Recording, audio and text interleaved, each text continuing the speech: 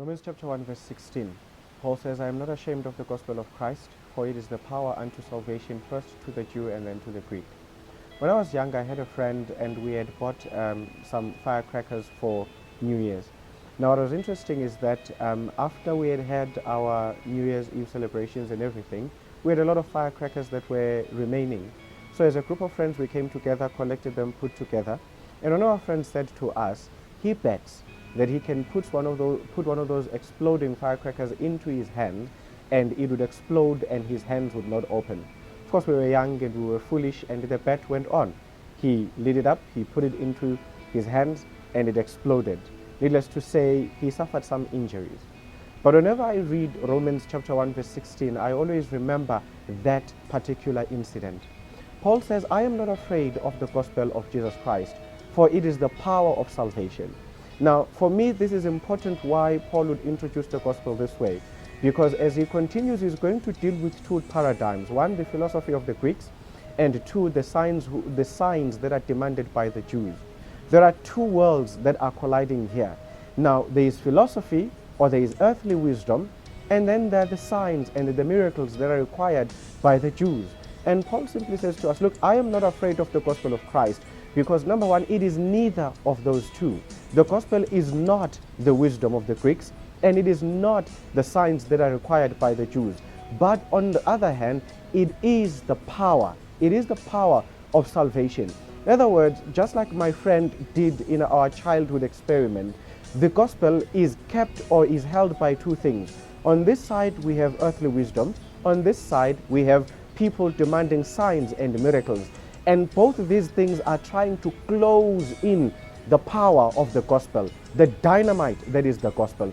And Paul says, look, when the gospel explodes, neither earthly wisdom nor the miraculous signs demanded by the world are able to enclose it in. When it explodes, it opens up all worlds. In other words, what Paul is simply saying to us about the gospel is, we need to stop debating what Jesus has done. We need to stop debating what he can do, and we need to start taking the gospel as the power to transform human lives. For example, we could all debate the nature of Jesus Christ, or we could challenge the power of Jesus to transform our lives. A lot of people spend a lot of time debating, and I'm not saying that there's no room for debating proper and genuine theology, but I'm simply saying the power of what that theology can do in our lives is more important than the academics and the accuracy that comes with it. And this is what Paul was saying. We could talk more about the power of Jesus Christ.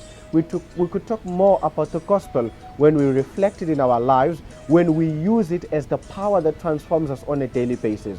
Maybe instead of arguing about the Sabbath, maybe let me try and show people the kind of Christian I am every Monday because of the benefit of the Sabbath. What did the Sabbath do to me that now transforms my daily experiences during the week? That is what people should be experiencing when they come across me.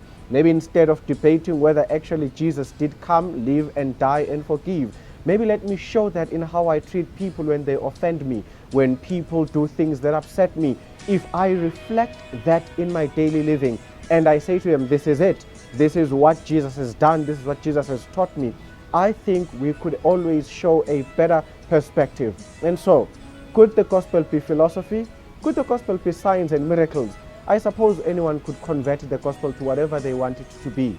But the invitation of Paul, and the invitation I certainly believe in and I would like to live by every day of my life, is I'd like for Jesus to be the power by which I live every day. I'd like him to be the power, the engine, the fuel that drives everything that I do. I'd like him to define, to empower, to make means for me. And I'd like the world to see and marvel as he does this in my life. And when the world asks, how come you get to do this? And I can clearly say, it is Jesus. It is Jesus who is the power that transforms my everyday life. And so friends, as we go through life, let us take Jesus to be the power that transforms us in our everyday life. Maybe instead of saying, I believe in a Trinitarian God, let's start asking the question of what value is the Trinity in my everyday life? Where is the transformation? Instead of reciting the 28 fundamental beliefs, I'd like to ask, How about I live them out? How about I convert them into the power by which I live and act every day? As you live your life and as I live my life, it is my prayer that the one thing we should always never fail to do, it is to make Jesus the power by which we live. Thank you.